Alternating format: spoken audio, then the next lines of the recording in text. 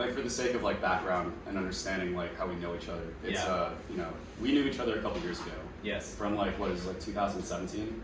It's Glass Factories 2017. Yes. Like it was around there. Yeah. And then you guys played at Needles and Pens, I remember. Yes. And it was you and Hang and what's his name, Sam? Sam. Yeah, it's Sam. Yeah, and you guys all played, and that's how I met you. Yeah. And then from there, just kind of like kept in contact, like San Francisco Bay Area. Well, we you know, you met me at the show. Yeah. You know, we hit it off as far as music, and then, you know, I was involved with the fashion show. And I was involved in that. Yeah. And that was in Oakland, and then that kind of helped cement our friendship because it was like we both like those things, and then did you move to LA? No, I moved to New York, but like we were always kind of like in the same like circle because like I would hang out with Hang. Right. And like, you know, we would always kind of like see each other around as well. But then like, and we all met at like the same time. Exactly. Night, yeah. And then like end of 2018, I'd move out of San Francisco like New Year's Day, drive down to California, Southern California for like a 10-day stint, and then moved here. So I've been here since 2019, and then you just landed. It's officially been 1 year now. 1 year, which is it's a solid stretch. So like totally. that's that, and like that's 18 years. So like with your work with diplopia, which is like the medical term for like double vision, exactly, which makes sense for your work. I mean, it's like I feel like this might be like the culmination of like your current phase, which we'll get into like your previous phase before. Mm-hmm. But like, so I mean, you know, diplopia being like double vision, it really plays into the idea of like, you know, as we see here, like you have a canvas in the back, like you use oil, whatever medium you do, and then you add layers and layers, and then ultimately with diplopia, all of it is finished off with like an industrial net and spray paint. Yeah. So like, and I've noticed especially like with this show and your current body of work, it's all kind of based on like things you see every day. Obviously, our friend Hang was the subject of one of them. Your sister's Instagram story was the subject of another one of them. For sure. So like, I mean, I guess kind of what I'm curious is like, how did this like kind of come to be?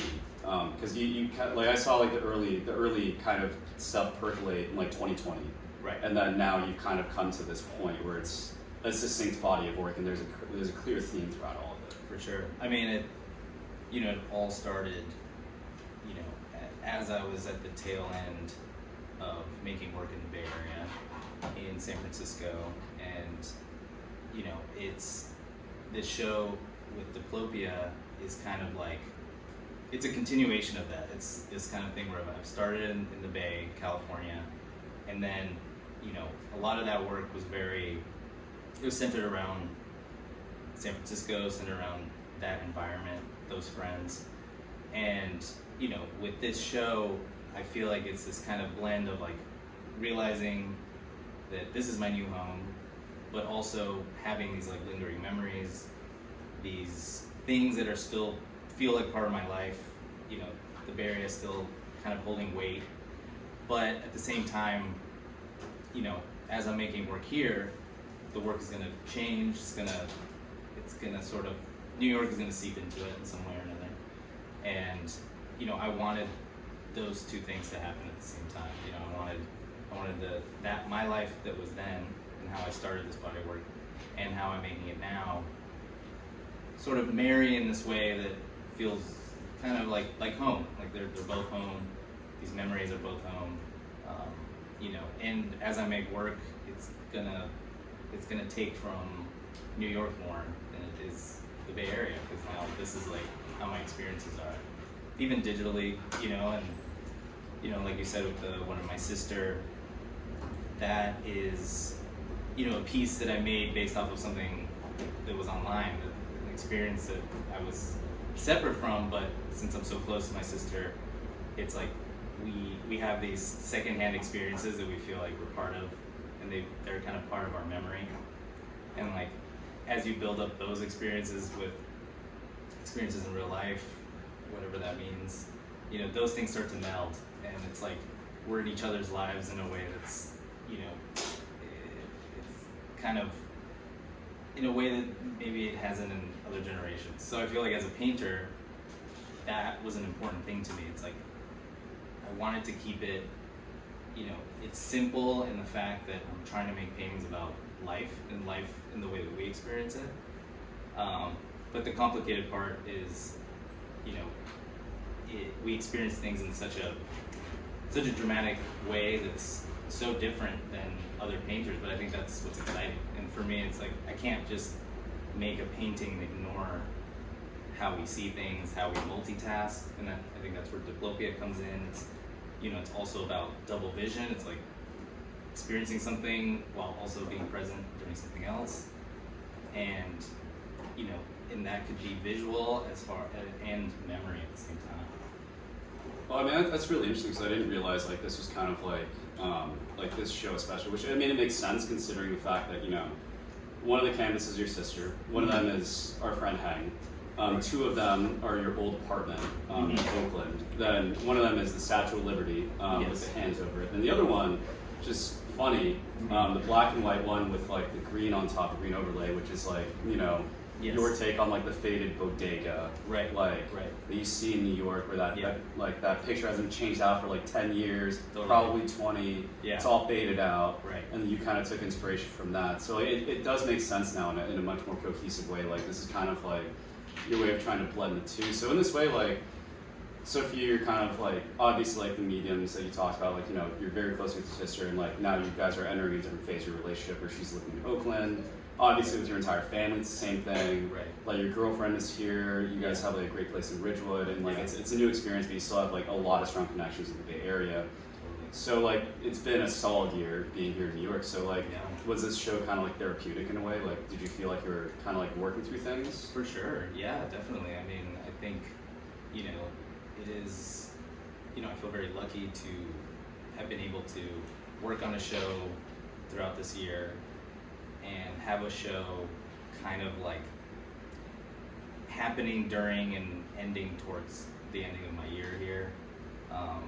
You know, that, you know, I try, you know, as I make the work, I am thinking about those things, but at the same time, I'm just reacting to what's happening at the time. And then when the show approaches, I feel like it comes together because I'm trying to keep it close to the chest.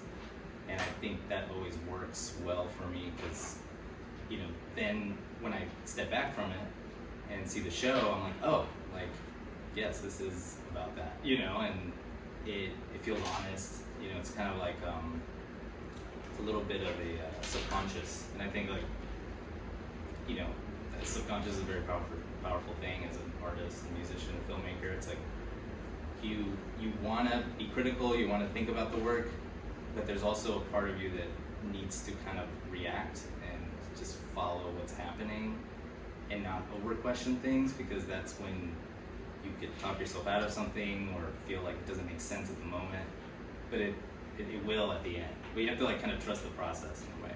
And yeah, so I think all those moments, all those being apart, you know, the heart-wrenching thing of being apart, the excitement of being somewhere new, the excitement of, you know, sort of bonding friendships that I've had for a long time, but sadly I haven't been here for them, like us, or new friends that I was friends with for years ago, and now we've rekindled that, you know, and that's also a beautiful thing. So I think more of that will happen in the work just naturally. So I think that's really interesting, like the subconscious thing, particularly like in your process where you're like, it seems as though when you don't really approach these as like bodies of work, wherein you're kind of like, all right, now I'm gonna do 10 canvases. My blue yeah, exactly. or my, You're not actively doing that. Whereas like our mutual friend Thak, he talked about his show at Trigger and DJ prior to yours, and he was he told me the idea for that show, the genesis of that, actually happened in 2016. Oh wow! So he's been thinking about that show for 6 years. Wow! And it's you know, it's very specific in the way he describes it. It's very, you know, it's very very thought out and calculated. Yeah.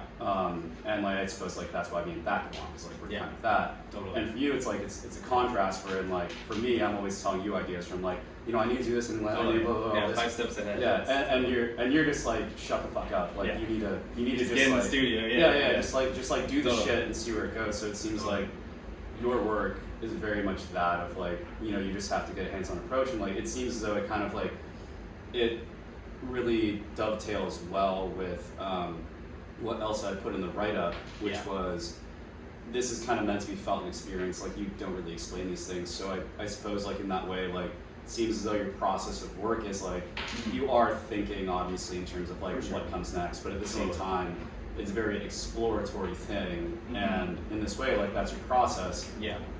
Do you want people to view your art that way? Well, I think bringing up that way of the method is, I'm not totally different than Thak in that way. I will think about a certain execution of how I guess more like how the painting is painted years in advance.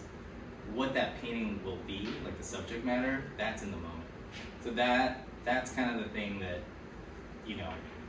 I'm always trying to like improve what the presentation is going to be, the vehicle, but the meaning of it and sort of the heart of it happens kind of as it comes, like I'll have an archive of images and I'll think like I do want to paint that at some point, not sure how. And sometimes I'll start, the first layer of the painting first, and I don't necessarily go into it thinking, okay, the first layer is going to be this, the second layer is going to be that, and this is what the painting's going to look like. Sometimes I'll make 5 paintings that are just the first layer, and then I'll come back around to them and be like, what makes sense? What's the story here? But as far as like a certain method, I will be thinking about that like sometimes years in advance, being like, is this a good idea? Is this gonna work? And I kind of like play it out in my head for a while I'm working on the current, like whatever I'm working on currently gets my attention, but I'm always thinking like, what's the next thing I'm gonna do, and how am I gonna execute it so that it works in the way that I'm satisfied, given that I'm working on something at the moment that I think that I feel is like working well. So then when the next thing comes through, I start mulling it over, so that when I get to it, I kind of already have like played it out in my head. But even then, you never know what's gonna happen. So like that's actually interesting. Like I think that's a good transition to like, is like you graduated, I assume like 2014, right? Because I have 2 years on. Yeah, 15. 15. Yeah. All right. So like, yeah. And then we met like 2 years after graduation. And Yeah. everything. So like 15, it kind of makes sense. Because I was looking at your body of work and I was like trying to figure out like, okay, this is like this and that. Yeah. So like that goes back to like. Now, like that's a good transition to my questions about like your time at SFAI and how that happened. Because like, as you said, like the contents of the paintings, they're it kind of just happens as it happens. Like it's, like with this show, it was very much observational. It's observational. Yeah, it's like these things come into my life. It's either like I see someone's story that I care about, and I think it's like a great moment, or it's something that I'm literally taking a photo of, which is usually more the case, more autobiographical. But yeah, I just, when I'm ready to get in the studio and work, I just go to this archive of found images, sent images that I've taken, and I go. Because I mean, all those images in the show, like the base images, those are all from like at least those are only like not even 3 years old. I mean, some of them are like a couple years old, 3 years old. But they're not terribly old. Is the thing. Not terribly old. You have been sitting on those images for 5 years. Like, Not 5 years. I remember but like your sisters. Yeah, I remember the photo with Hank too. A lot of them are like pre-pandemic-ish, and like, a lot of them are from like before that and stuff, just because there was more to experience. But yeah, I'll go back kind of far sometimes if I think it makes sense, especially if that person, that whatever I'm feeling because of it is still important. Then it still feels relevant even if it's 2 or 3 years ago. So like kind of the work on like the methodology side of it, like how you said, you're like, I don't know the contents and I don't know what to expect. Right. But the method, I can like keep thinking about it for like 6 years. Yeah. And like that's that's a long fucking time. Right. So like I'm curious. Yeah. Is that kind of influenced by like your training at San Francisco Art Institute? Like is that kind of, or is that just kind of how like you kind of like separate those two, or like? Well, I'm curious about like how San Francisco Art Institute totally influenced what you do. Yeah, well, because I got to also go to school for a minute at a different art school in Hamburg, in Germany, and that was an interesting experience. Because I was like in another country, but I also like saw how different the school worked, and in Germany they were more like.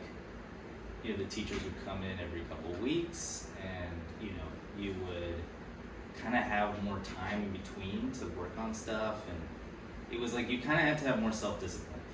SFAI is very different. You're expected to pump out work, get through ideas faster, have something for critique every week.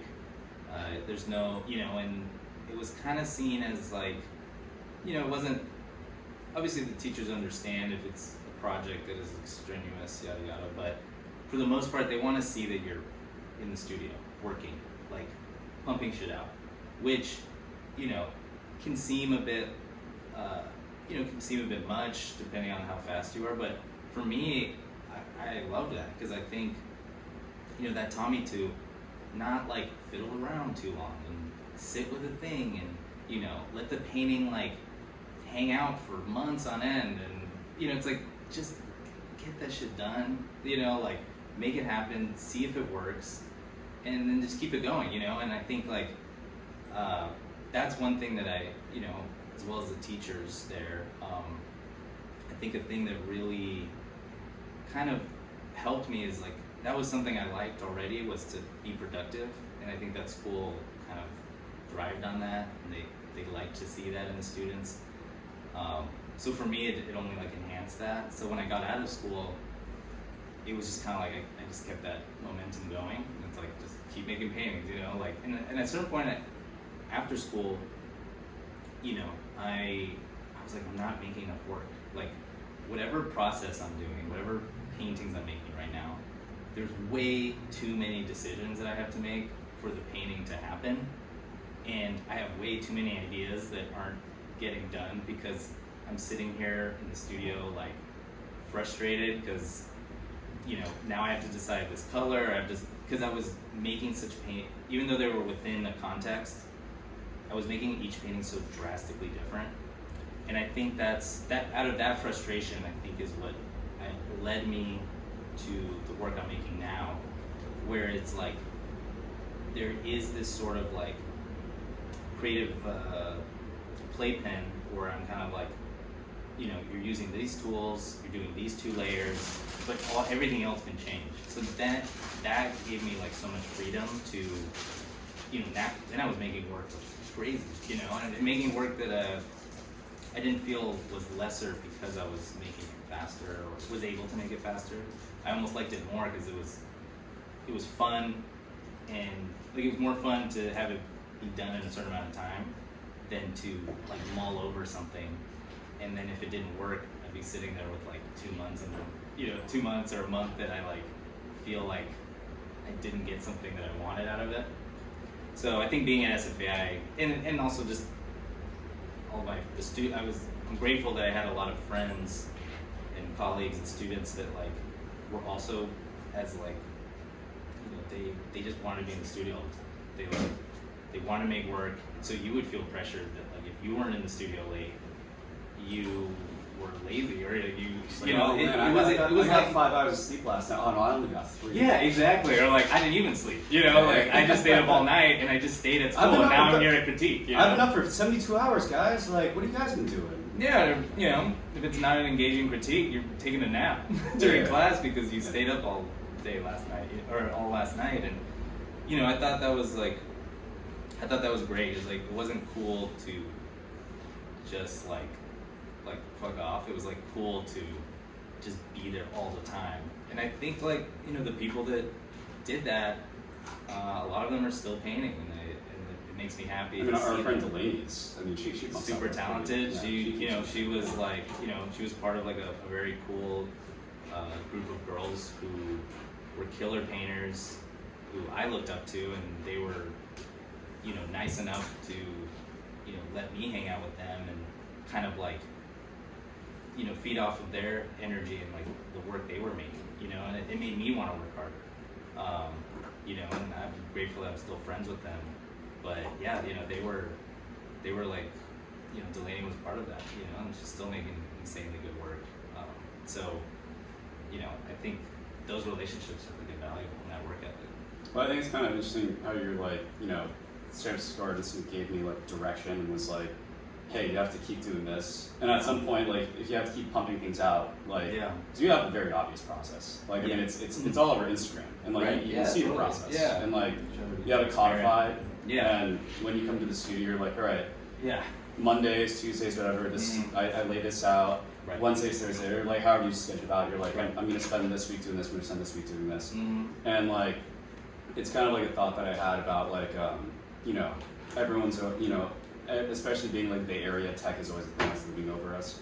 And those fuckers are always kind of like, think outside the box. Totally. And like, Yeah. whether or not they do is questionable. But like, Totally. the idea of it being like, I thought about it especially with like institutions, because I did meet someone who taught at San Francisco Gardens. Okay, cool. And I kind of, at that time, it's like years ago, and I was just like, yeah, I kind of find the idea of art school like, kind of like counterintuitive. Right? Yeah, Like, yeah, how can yeah. you teach someone to express themselves? That's fucking stupid. Right. But then she was like, well, you know, you need to know how to use your tools before you use them, right? So like, you learn your tools, and like in this way, I think like it seems though like San Francisco Art Institute like kind of gave you like San Francisco Art Institute was like, hey, I'm gonna put you in a box. Yeah. Because if I don't put you in a box, you're never gonna be able to think outside of it. So I need to give you restrictions For sure. for you to break them Totally. and figure out how you're gonna work within it. Yeah. And in this way, it's like this weird thing where like freedom isn't exactly like the best thing in the world. No, it's actually kind of, I don't know, true freedom, it's a little terrifying. It's also kind of like, I think it's limiting in a way, which sounds crazy because it's like the opposite, but I think, you know, when you can do anything or whenever, sometimes you don't do anything and everything seems daunting. So it's like, Well, I mean, it's like with guitar pedals. totally, it's like music. Some of yeah. the greatest music, it's like they could only afford that guitar.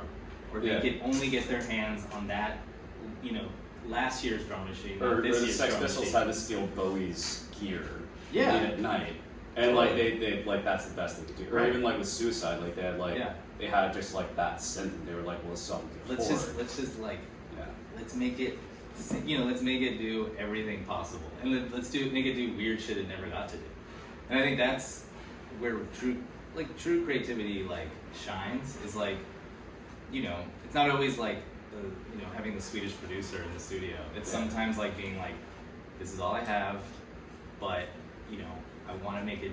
I want to make this thing that everyone else uses do something that no one else has done, and at least try to do it. You might come close, but even if you come close, it'll sound cool, you know, or it'll look interesting. You know, it's like, you know, I'm not reinventing the wheel. It's like painting is super old.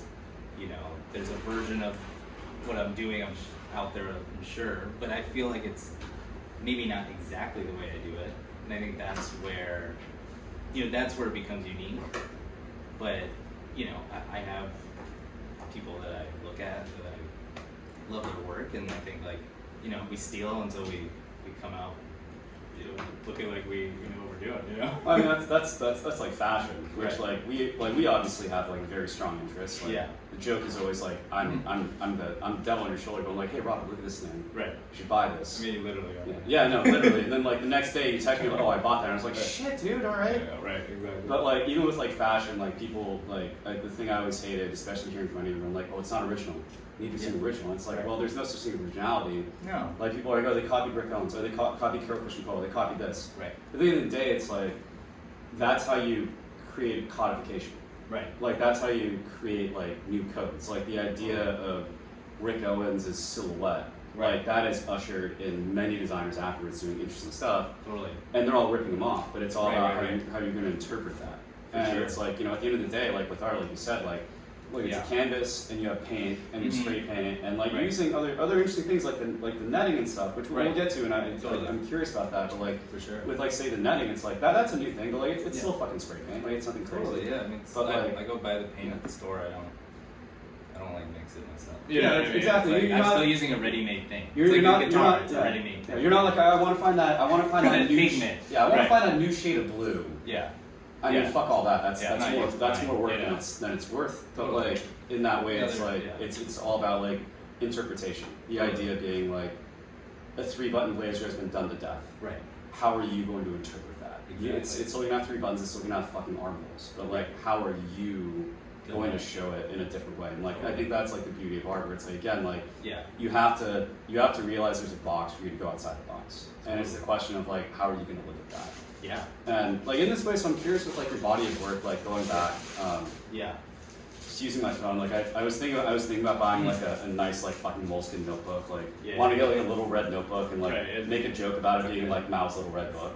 But then I realized, like, I probably should because it would be nice to take notes while talking. But then I realized I'm like, well, you know, if I have my phone, I can take notes on here, write down notes prior. But then also I can pull up like your Instagram and your website and body work at the same time, so it's easier. So like, kind of what I noticed with like say your work, you know, you graduated in 2015. You know, you did like a quote unquote self-portrait in 2013, and all this is on your website, Robert Falco Studios, or Robert Falco Studio. And then like Touch, which it's like, you know, it very much demonstrates, and like Happy Holidays, like, it very much demonstrates like your fine art background and training. And then, you know, around there, it kind of seemed like that's where you were like, I mean, I don't want to sound shitty, but it kind of seems like there were school assignments. Yeah, I mean, you know, I think it's like, it's hard. Like, not say that they're bad, no, but like totally. I kind of look at it, like I see those 3 paints and I see the rest, and I'm like, there's guys, it feels like you were forced to make that shit. Totally.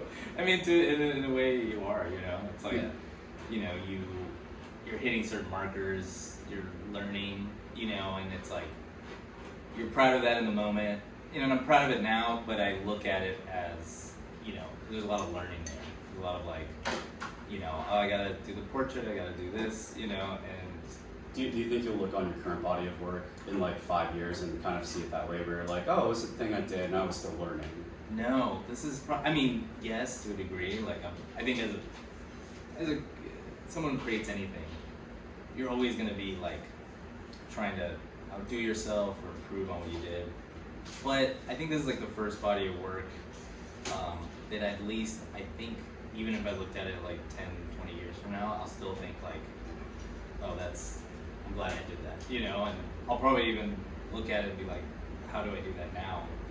You know, how do I get in that like headspace to make something that I'm excited about like I did then? Hopefully I still be doing that. Like, how do I reinterpret myself? Yeah, you know, I look at that work, the old work, you know, and it's like, you know, like the Happy Holidays. It's like, they're all very like one-offs, and like with that one, like it has like a special place because it's like there was a lot more like front like humor in that work. You know, it's interesting because I think there's a lot of work happening now that does this kind of like humorous internet, like kind of dealing with internet-esque imagery that's kind of like surrealist but hyper realistic. You know, I don't do that, but I did do it for one painting, and that wasn't necessarily like the thing that was like super popular at the time. Because like when I showed that painting at a critique in Germany, it was like to like a film class, and the teacher, oh, the fucking worst. You know, and they were kind of ripping me apart. Yeah. You know, being like, you know, because here's the like American, and he's doing funny American, you know, and like this, you know, and at least you're PC with the Happy Holidays. yeah, you didn't say Merry Christmas. Right, exactly. Yeah, even then I was like trying to be ahead of it, but but I like that piece because I feel like in a weird way, I don't think my work, I'm not gonna like go in that direction ever again, but I mean, I feel like you kind of circled back a little bit. A little bit, you know, there's elements of it, like this is humorous. Well, I mean, Hang. We're just like, no, the humor is there. I love explaining that one because it's like, I'm like, oh yeah, this is our friend Hang. He did this outfit as like Buckethead. But I find this really funny that like Robert made him a little chubbier in there than he actually is. Yeah. And, well, I love telling. Fit right now. Yeah. Hang's. I think Hang's more buff than me. Like, he's more buff than me too. Yeah, it's you know, we got it. He's heavy metal all through, you know. But like so, kind of what I noticed in terms of like a series like 2014, 2017. Yeah. That's still very. I mean, your work is like in a way still collage. In a sense, like obviously you're not like just like cutting shit up blah blah like right, but it is like, totally. 2014, 2017 it was collage. Yeah. And what's interesting is like it's got like it's much more like starker colors and much more contrast. Yeah. And it's like there's an industrialness to it throughout most of it. Like there's some pieces peppered in like the hand drawn pieces like Self Worth in 2016 and a couple other ones that are like the Untitled in 2015. Like that one's like very expressionistic and like you know, while looking at this, because at that time like for the fashion show, like it was Jasper and like Jasper and all of them are very industrial. And kind of looking at this, I'm like, oh, like I kind of wondered like is like that industrial moment. yeah, I was like an industrial band. Yeah, exactly. That was industrial. So like, did that kind of like being around the people you were with and like kind of like hang like telling you all the industrial well, shit? indoctrinated me into like the industrial mindset, you know. And I think like, you know, I think some people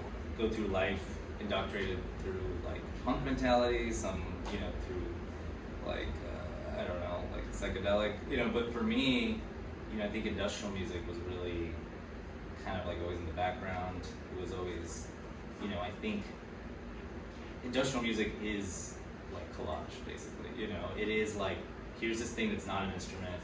It's going to be an instrument now because we sampled it. You know, we're going to sample this vocals. We're going to sample this, you know, this thing that isn't a sound. But when you put it all together, it comes out to music. You know, and I think it's like. Which in a weird way, it owes its industrial music owes its life to hip hop. Yeah, totally. Well, yeah, all that stuff is like, you know, playing off of each other, you know, and it's like they weren't like too good for using samples or using like hip hop style like production, you know, and I think like, you know, same with me, it's like I look at other mediums that aren't painting for inspiration because I'm like, what are they doing that I think is exciting that I want to try and make into a painting? I feel like that's always like a nice challenge. So is that kind of like where the Because I mean, I actually like I had not seen that work before. Yeah. Like I'll be honest, I didn't look at your work at all before. I know. Yeah, exactly. Yeah, it's, I don't really. But like, now you're. Yeah, no, I mean, I have to now. Mm-hmm. But like, you know, before I'm like, it's. You're just my friend to be my friend. Yeah, I was like, oh, that's a cute thing he does. Right. It's cute. It's cute. It's cute. He spends It's cute. He has a little like. It's hobby. nice. It's nice. He spends $1,000 on like a studio every month. Right. We'll see what he does. Exactly. But like. I was surprised that I looked at it. I really like the early stuff. I mean, like especially the mixed medium stuff where it's like you have like the acrylic bars over it and stuff, and it's like it's kind of like very much like that industrial, but almost like Death Gripsy, like glitchy type shit. It's like hyper pop paintings or something. Yeah, and like I kind of really dug that.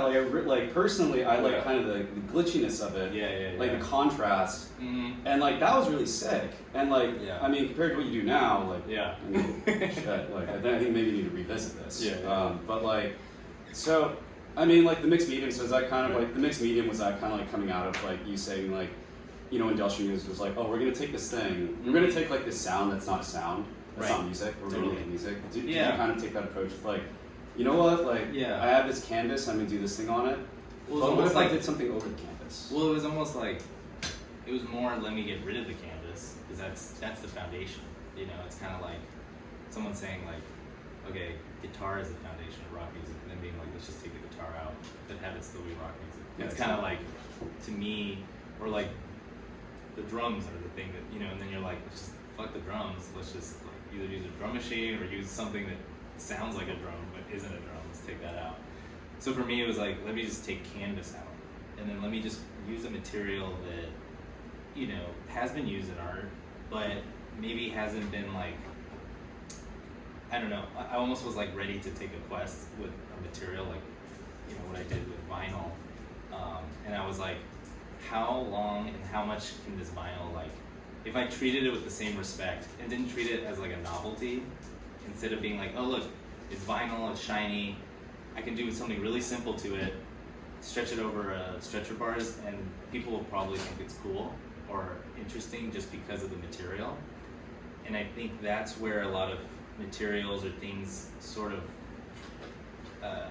you know, they get smothered in their infancy to becoming an interesting material, is like, okay, the material's interesting, so I don't have to do as much. Or I was like, okay, this material can do cool stuff, but if I keep trying new things with it, it'll, you know, teach me something else. And it did for 5 years. I pretty much abandoned canvas and was just working on vinyl, reversed, stretching them backwards.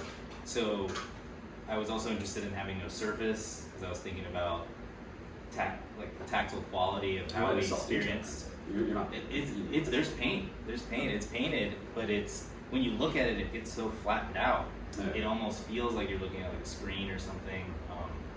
And I like this idea of like, you know, it's the, it's this sort of the texture of how we experience things was important. I was like, I'm gonna make a painting that you see it online, it looks a certain way, and you see it in person, and it still has a barrier that you're not getting to see how the painting is painted. Is that kind of like that like kind of gloss coating? Yeah, it's like and it's just because the vinyl is transparent. So when I paint reverse, stretch it backwards, what I'm doing is I'm sort of encasing it and blocking the viewer from getting that real life, experience of like looking at it and immediately being like, oh, I see how he painted that because I see the texture, my eyes understand it, and instead make a painting where someone gets up to it and they're like, okay, the paint's doing something that I'm not used to. Maybe I don't know what went first, and a paint that might be really textural on the back looks completely flat on the face.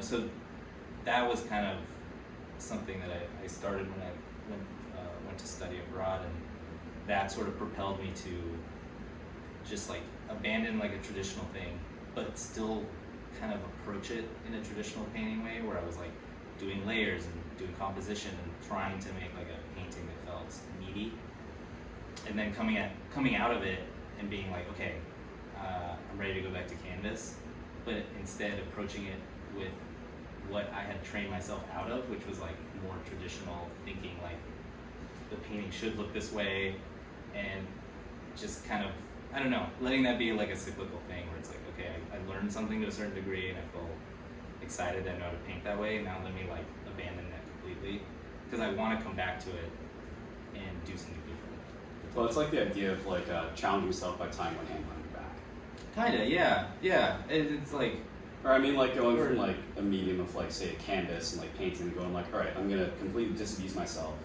of doing this, and I still want to paint, but I don't want it to be a painting. Like, how do I paint without a paintbrush? Right. And then kind of like coming back. Yeah, or it's even like almost more like, okay, I understand music theory and I understand this, but I'm really good at this certain instrument. Let me just do a different instrument. And it's not like it's completely out of your wheelhouse, but it is not the thing that you're used to. So you're gonna approach it maybe like I don't really, not like a savant at all at music, but like I would imagine that to be like, okay, I kind of understand how this thing is supposed to work, but I'm so foreign to it that it'll come out different. So yeah, it is sort of, Well, I mean, that's what I do with like all the weird open tunings. Yeah. Like, during the pandemic, like I was like just fucking Googling Sonic Youth all the time, going like, Right. maybe like there's some more, man. Yeah. Maybe fucking cool. Yeah. But like, it's hard to learn too. and like that's the thing is like I'm used to like a standard tuning guitar, Mm-hmm. and whenever I pick it up, I play the exact same shit, and I got Right. fucking sick of it. So I'm Totally. like, I don't want to play rock and roll. I don't want to play punk. I don't want to play blues. Right. I don't want to do this shit. Right. But I can't figure out how not to do it. I know. And then I just started like doing different tunings, Yeah. and it started to change more. Then I started being like, well, I'm gonna do tunings that make no sense. Like I'm sure, Right. like when I strum it all together, like Yeah. there's some fucking nerd out there who goes like, well, technically it's along this. Like Hen would probably be the guy who's like, well, it's actually doing this, and people like, no, I'm good, I don't really know that. Yeah. But like, for me, I don't know what that is, and I couldn't figure it. And Right. it was a matter of like, it's this new thing I liked, but I didn't know how to use it. So I had to figure it out all over again. And it's like you have to relearn, and through relearning, you create like a new idea. Yeah. And I think like that's like something that's like it's really impressive because like we see like there's some more would say it's about like guys like fucking like Rolling Stones motherfuckers been touring for like 50 years, and it's like so you talk to these guys and like they're allegedly at the top of their craft, and you talk to them about if they actually enjoy what they do or like they think about what they do, and they kind of just say like I just play this thing and that's that, and like he's like, and they seem so fucking bored. He's like I never started that way, and I'm still not that way, and I'm still just like exploring. Totally. So as a result, I feel like I've done something new, and kind of in this way, it seems like for you, you're like, all right, I've got this thing down. I mean, I know I'm good at it. Yeah. All right, let's do something I don't know and see how my skills land there. Yeah. And let's figure out Yeah. how I can do that, and let's figure out myself in this thing that is not me. Yeah. Like let's find the self in something that's not me. Totally. It's like once you know yourself, that's when you have to like change yourself. Yeah, you know what I mean? yeah, It's like exactly. like, okay, now I understand myself. So let's forget that. Let's move on again. You know, let's kind of redo that. Yeah. I don't know, that's just growth. You know, it's just like Well, I'd say or I think, whatever, like, or sit- just diversion. Of just like sitting in one place, which is like, I mean, I guess that's why you left Oakland. I mean, Mm-hmm. one to develop in New York is like there's more of a scene here, which I want to circle back to, but like, so I mean, like 2014, 2017 was very much like that. You were you were experimenting in a new medium. Yeah. You were hanging around all the industrial kids, Yeah. and inevitably this manifested itself in the work. Right. And then 2017, 2018, Yeah. there's like, I mean, like obviously I don't know art. Mhm. Like, that's the fucking point. Like I don't know these words. Yes. But like, it seemed as though around then, like there were a couple pieces that were, you know, Yeah. just kind of like much more straightforward, like surrealistic, but Mhm. less surrealistic in the way that your work now, especially in Diplopia, is, and Yeah. more surrealistic just in like, kind of just like, you know, Pillars of Anguish, the fucking rat costume. Yes. Or, you know, Pillars of Anguish 2, like Yeah. the kind of skeleton, Mhm. which I feel like was on Hate Street. That looks like that would have been on Hate Street. It was actually in the financial district in SF, and at the time I was working at Bloomingdale's, you know, working like a minimum wage job, and I would, every time I would go to work, I would pass these like, they're pretty much like these like union characters, and you know, at the time I wasn't as like politically versed, you know, so for me, like I understood what they represented, but in a weird way, I kind of looked at them naively as these kind of like, almost these like Goya-esque figures that kind of like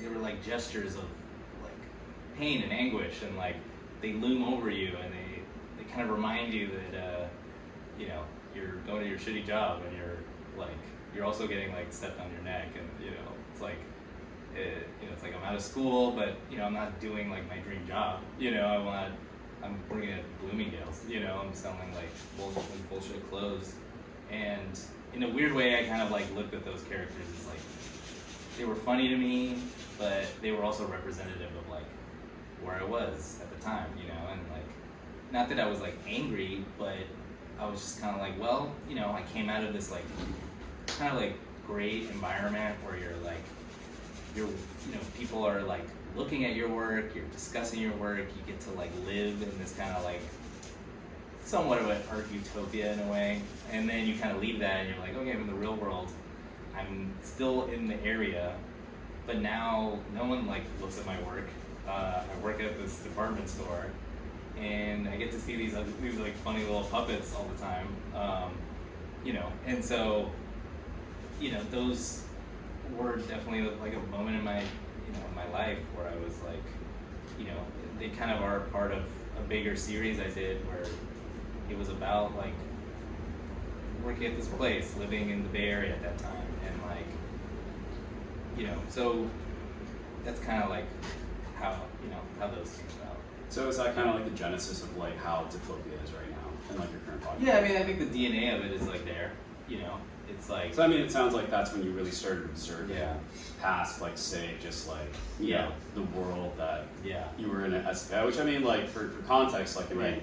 there's a decent amount of art schools in the Bay Area. Right. San Francisco Art Institute, Yeah. in terms of reputation, like, that Yeah. was, like, tip top. Yeah, I mean, it had its like legend status, you know, it's like so old, it's probably one of the only like true liberal art schools that doesn't have like a design angle, Yeah. you know, where it's like, there's no like safety net where it's like, you can paint, but you should also learn how to like make fonts so that you can like support yourself. It was kind of like, no, like let's just fully kamikaze into making like stuff that doesn't make it. Oh, shit, it's sick. Well, it's a little loud. Yeah, it's Sorry. really not yours. Should I go somewhere else? Maybe. Yeah. So I mean, like that's the thing about like San Francisco Yeah. Art Institute, where it's like the idea is like, I mean, like again, like when I met the professor from there, Yeah. like she like Yeah. again she was very realistic about it, but I had the feeling that like the San Francisco Art Institute was very much like, you know, like Yeah. it's not like, you know, working in fashion, like I like having interns from like Mhm. Parsons and FIT and like all the Right. shit. Like I mean, Parsons is like so. I mean, all the kids would always talk about the curriculum and be like, oh yeah, like it's too commercial, it's all this stupid shit, blah blah blah. And it's like, you know, Parsons' attitude is like they're trying to create another Alexander Wang, where they're like, Sure. hey, like we want you to be fashion, but also you need to cater to the Upper West Side women that brunches. Right. You need to cater to the rich Chinese consumer who's like flooding New York right now. You need to cater to the Soho girl who likes the fucking jeans and shit. Right. And you end up losing yourself. It seems as though San Artist was more like, hey, you're an artist, Totally. so be an artist. Yeah. And like Totally. in that way, like I guess It's that's great. where that Yeah, context I mean, came from. it's great if you're willing to like just dive in head first and just like accept that you might have to work at Bloomingdale's when you graduate, and just like that's gonna happen, and that's okay. You know, like Selling it's not- Jenny a lot of Nada jeans. Yeah, you know. Yeah, I mean, it It wasn't still way all too bad. big. I remember I came in to try them on. I was like, these are fucking huge. It's huge. Yeah, it's ridiculous. ridiculous. You know, and then I got to hook up friends. You know, we come to the place, give 'em a bunch of free clothes.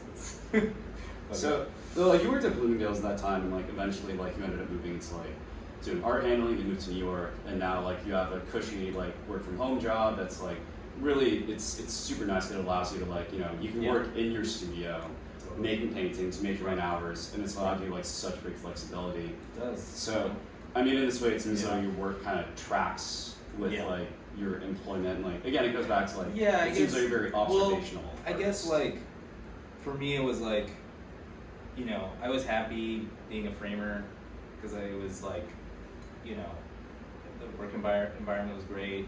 I was able to go to my studio after work. It was nearby. I was very productive, even though I was working five days a week, 8 hours a day. But and then I was like, well, if I'm gonna go to New York, I gotta take it serious. Like, I still have to pay my rent. But I was like, adapt. Like, get a job that can allow you to do that. And like, thankfully, I was able to do that. But ultimately, like, the job is still a job. Like, what like really drives me is like being in the studio. That's like the most important thing. If my job kind of encroached into that to a point where I can only paint like once a week, I would probably change jobs, even if. Which I mean is what you did. Yeah, Because totally. you came here to. And you that's came what I here, did. like, Yeah, frame initially. yeah, I got a great Then framing you lucked job, out, thankfully. lucked out and found your work from home job, which is like, Totally, which is- you yeah. make your own hours and like, Totally. you Yeah. kind of like at the end of the day, they're like, you get your shit done, you get your shit done. And Exactly. that allows you to basically like, all right, like you can plan out your weeks so much easier. Be like, Totally. I'm gonna bust my ass these days. Yeah. Then Yeah. these days, yeah. I'm gonna I'll bust my do the ass studio. for 3 to 4 days, and then I'll paint the rest of the time. I wish I had more time, but that'll hopefully come with time too. But I'll have to work, so it's nice. I mean, But I'm happy that I can fund my art practice. So that's it. Exactly, yeah. Yeah. But like, so I'm kind of curious, like, looking at your body of work from like, Yeah. kind of like the, Pillars of Anguish, Yeah. those two, and I'm sure there's like more from that series. Yeah. I just see the two on the website, and then Right. like, still moving into kind of like the more like seemingly expressionistic things, and like again, like all your work still has like, I mean, outside of like kind of the more like traditional pieces, I mean, most of it 9 times out of 10, it's still all layering, which is like very the through line through your work, and I'm kind of curious, like, you're working at Bloomingdale's, you're painting what you observe, Right. and I'm looking through the progression of your work on your website and Right. seeing, you kind of went through a period where it was just abstract in general, like even more abstract than your earlier work, Right. when Like abstract being around ish, the industrial guys, like Yeah. I mean, obviously for me it makes sense because like remember like Jasper and Mhm. what's his face who lives here now. We Oh. see him at Rash all the time. Oh. I wore his clothes in the fashion show. Oh yeah. You're talking about. But even now he has an industrial aesthetic. But even then it was industrial, and like Yeah. it seemed as though like that was kind of like what you're influenced by. And then like now you are like working, you're out of school, and you're like, shit, this is what life looks like. And then you go Yeah. from there. And I'm seeing like there seems to be a period where there's like a bit of just much more abstractness than what we see now. Right. And then it starts to kind of move back into like almost like collage like painting. Mm-hmm. And then you started to introduce the netting stuff and you got to where you're at. So like kind of Yeah. what was that I mean, that was like 2017-ish, so like Mhm. that's, roughly a 4 to 5 year journey. Like, how did that kind of like progress to where we are now? Totally. I think, I was doing the vinyls up until like 2020 maybe. Yeah. And then, those directly influenced this work, the work that I showed at Triggering DJ. And, I was using the netting on the first vinyl painting I made in school. So the netting is like, Oh, really? that goes way Really? back to like school. That like, one of my first ever pieces was the netting. I was using it. I was stretching it and curving it, and it created like depth.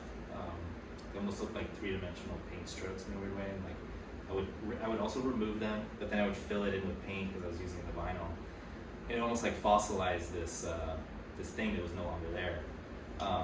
And then I used it in different ways. It was a technique, because in the vinyl series I was using so many different techniques, and at a certain point I almost had to be like, just pick one of these things and exhaust it, see where it goes. And that's where the netting thing came, the netting stayed, and I was like, what if you brought back your ability to render, you paint a painting, and then you cover it, you make another painting that's equally as like, juicy, and just see what happens. Like, are they gonna play with each other? Is it gonna look like mush? I didn't know, but like the idea of it coming out and it being interesting was like enough for me to be like, okay, like you gotta go all the way. You can't just do a color. You gotta like really paint it out and be okay with covering a painting that you worked on for hours. And then the first one I made was, I made a few that were kind of like in my first part 2 show, and I showed them with the vinyls actually. I'll sometimes like include something that I'm gonna do next into the show as kind of like a one-off. And I did those in oils, but these ones are in acrylic. And as I learned to use the netting in this way, I was like, well, acrylic works better. I'm covering it. I want to make sure it doesn't get gross with the oil paint. And then,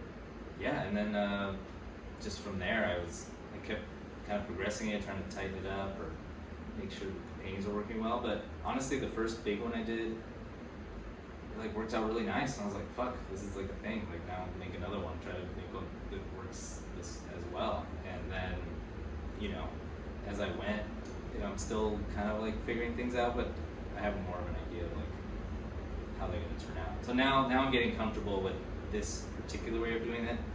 So then, I'd like to push that further, more layers, more noise, and maybe I'll go backwards. I'll strip it less. The painting will just be the top painting, the background painting will be like one color, and it'll just like. So there's still so much I want to do with this series. But I've told myself to not try to do everything at the same time, or try to do it, because I think that's I think that's what would get me stuck, because I would be like, okay, this painting is this, like all of these ideas, and the next painting would be completely different.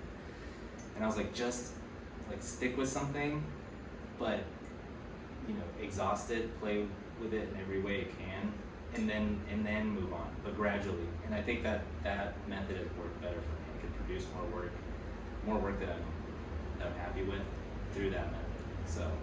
I think it kind of goes back to when you were talking about like art school and everything, like, and like also your idea of like I have this skill set that I do, and like you develop that skill set, but you're like, I think about how to utilize that skill set years out.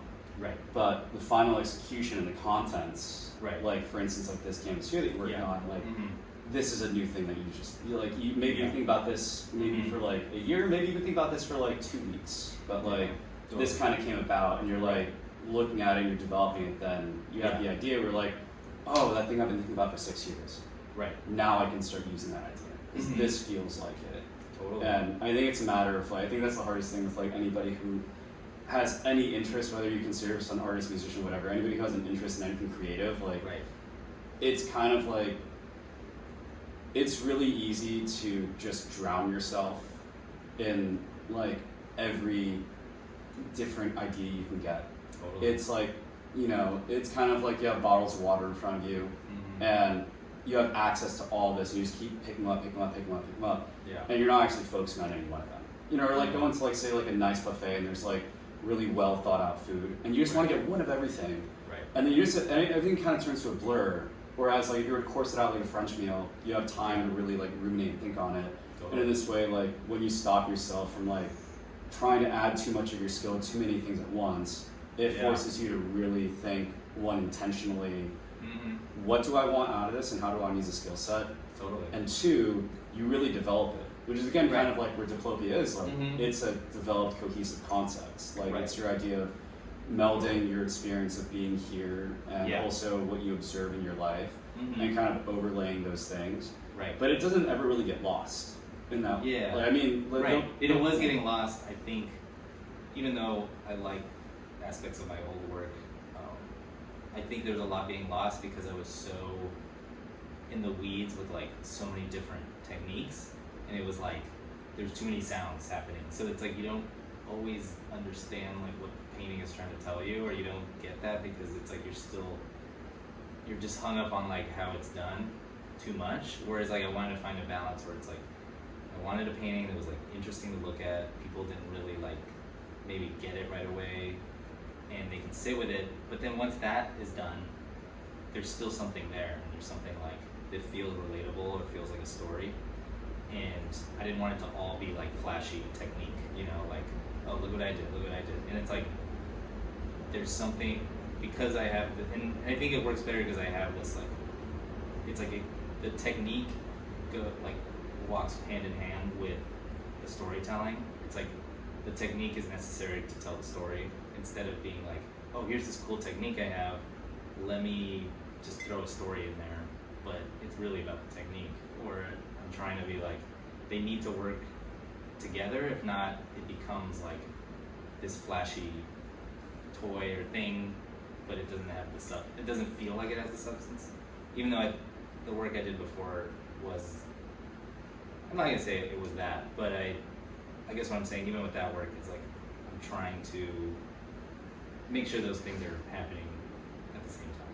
You want to meld the narrative with the story. Yeah, exactly. And like I think that's something that like I fucking hate it when people are like those fucking guitar nerds who are into like Dragon Force and like their solos are great, and I'm like, yeah, they're talented and their solos are good, but this music's fucking garbage. Right. Like, I mean, dude, what are the even fucking lyrics saying? Like, it's shit. Like, it's like Dungeons and Dragons shit. Yeah, it's like, I don't need this shit. But then, like, you end up hearing someone who can do that well. I think, like, you know, Swans, again, it's like a mutual thing that Hang introduced both of us to. Yeah. We both love that. And actually, I found Swans on my own. Oh, okay. But we both loved it. Like, we both, like, bonded. And okay. You found it on your own. Hang told me about it. Fine. He told me about it. Point to you. Fucking point to you. Hang has put me onto a lot of the things that make me feel cool. But Hang's put us onto a lot of shit that makes us feel cool and also crazy at the same time. 100%. Yeah. He's warped my mind for sure. But Swans, I will say that works. I did that. I found that kind of on my own.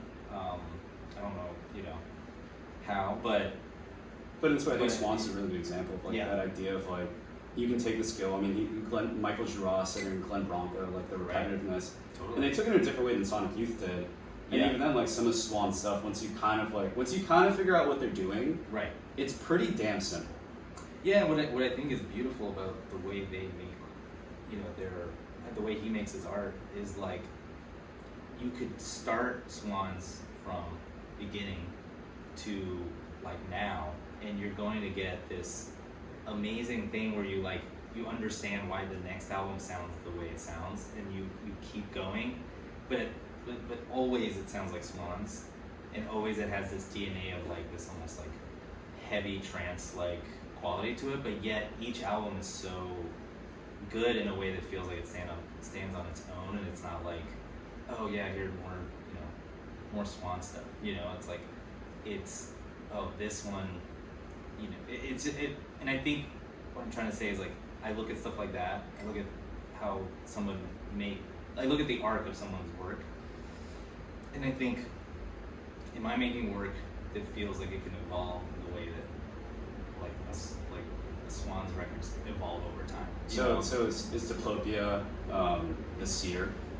Um, Or is Diplopia my father will guide it? My father will guide us of rope. My Yeah. father will guide us to tap on rope. Some shit like that. It's Yeah. like that was like the beginning, and it seems as though like the way you talk Yeah. about grass work, talking about Diplopia. It seems like Yeah. Diplopia is like it kind of feels like the way you talk Sure. about it. Like this is like the point where like, and maybe you're not thinking about it this way, but it Right. kind of feels like this to me where it seems Mhm. like this is the point where like this is where Yeah. I cement myself as a person. Like this is Yeah. where I cement myself as an artist. Like everything I do is gonna have a through line, Mm-hmm. and even though it's gonna be different, Right. it's going to be the same. Totally. Like I always thought like I want to be able to take work from different time periods and make it different and show them in the same show and it still feel like they're talking to each other and it's not like, oh, you know, this show is about cars and this show is about like, you know, he painted like lakes, you know, and then it's like I wanted it to be like this evolution happens in this organic way and it's not necessarily this like hard cut off, now I'm doing this, you know, or now I'm not using acrylic anymore, it's all airbrush, or now I'm gonna do, you know, and I think, Just wait until you hit your NFT period. oh no, That's no. gonna- that's that, gonna- I mean that that's that gonna ship suck. has sailed, you know, and like thank God, you know, I'm glad I didn't do that. But in this way, like I you want could've- to, you Yeah. want to have an art show where it's not like, yeah. you know, like say, I think about like looking at Bruce Connor's work at San Francisco MoMA a couple years ago, and it's like Yeah. there were so many different things happening, Mhm. and it was like, oh, okay, so he did this for a couple years. Oh, then he Right. did this for a couple years. Oh, then he did this for a couple years. Yeah, which is cool, You- which is fine. I but mean, you people wanna do that see- really well, you know, and I think that's admirable. Like, if someone can reinvent themselves like a Beyonce reinvents herself, or like a Bowie. That's you know, not talking about that. it's fine. You know, that's one way. But to you want do to be it. closer to Bowie. But yeah, I mean, sure, yeah, that's yeah. I think Bowie's But an you know, example like, of that. you know, I think that's totally fine if you're like, now I make this art and you kill it. That's awesome. I mean, I'm not saying I won't change, but I guess I'm more attracted to the musicians that have this like it's almost like they're mining from their own. They're mining from the people that they admire, but then they're also mining from their own sort of. They're like cannibalizing their own,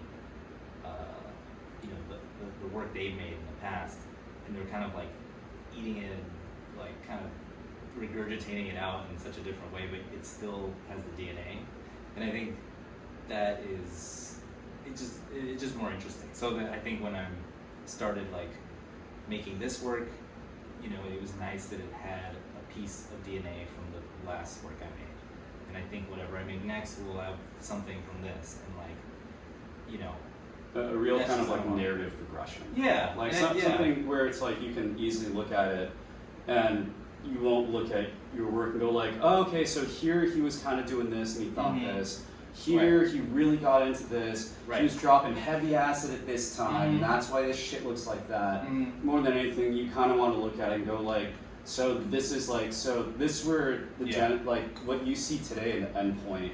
yeah, 10 years ago, this was the genesis of it. yeah, And then someone can look at that timeline and go like, this makes sense. It doesn't have to be chronological, Right. but in the way of looking at it, going like, oh, this makes. It's kind of like watching like maybe someone grow up. You know, like I feel like everyone's always kind of like, especially like us being in our 30s now. I feel like everyone kind of Yeah. is like, oh, I'm in my quote unquote final. Like I am Mhm. the person I'm going to be forever, yeah. and that's completely not fucking true. No. Because it's like in your 20s, 30s, 40s, Yeah, 50s, 60s, totally. every year you're changing, either because of your Sure. experiences, your employment, your Mhm. body is deteriorating, or maybe getting environment better. is deteriorating. Yeah, exactly. Whatever, you know. Yeah, you know, we have a new fucking president and shit. Yeah, like, we got you know. microplastics, Yeah, seed exactly. oils, Yeah, you know. exactly. Like you accidentally buy a coffee with CBD in it because that's a Which I fucking did thing today, now. which Yeah. I'm on right now. And then like all that of it. just inevitably changes things. Totally. No, for sure. And yeah, no, I agree with that. And yeah, no, I'm with that. Well, I think it's gonna be exciting to see what you're doing Yeah. next. Like this is gonna be really exciting. I really hope want to see so, where this goes. you know? So your next show is gonna be after you get back from Europe in September. Yeah, So like this is this will be Like- part of a group show. This is gonna be good. I don't want to get Yeah. too many things away, but like Yeah. this is gonna be really It'll be exciting. fun. Yeah, I'm well, it's looking nice forward because I think like, you know, it's always nice to be part of like a show that is part of like the community, you know, and as like someone who's new here, but you know, has a community here, friends and Expand your network, see what yeah, friends. you know, and I think it's like, you know, it's all like, yeah, it's you know, it's all love, it's good, you know, it's fun, you know, and you know, it's nice to have like a great type of solo show, but it's also fun to see like how they work, you know, works with other people, you know, especially artists I admire, so, you know, I'm stoked. I mean, like, if we're gonna take anything away from this, Robert Falco says live, laugh, love. Exactly. Like, that's It's because I'm on CBD. yeah, exactly. I think it's cool. Liz, I'm sorry that I'm so fucking stupid. Oh, Just God. in general. Yeah, I was waiting for you to apologize.